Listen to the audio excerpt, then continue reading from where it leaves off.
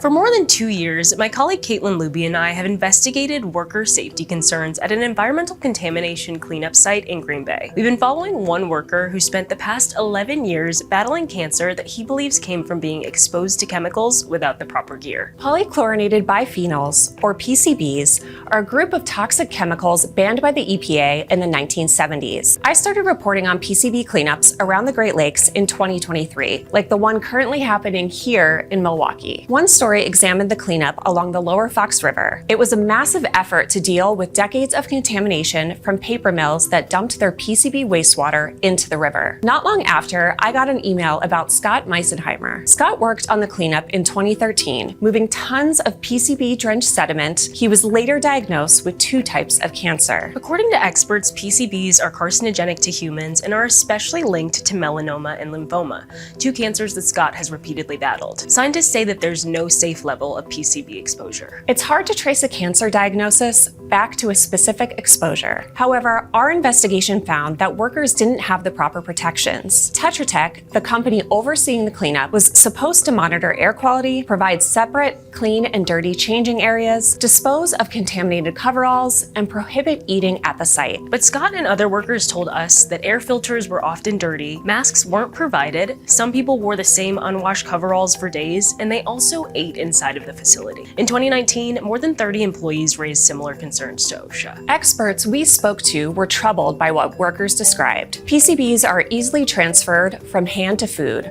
like when dust gets underneath your fingernails. Touching contaminated sediment or water and inhaling PCB dust also posed heightened exposure risks, they said. Tetra Tech has denied that Scott's cancers are linked to his work at the facility, but one scientist told us that it's the strongest case he's ever seen.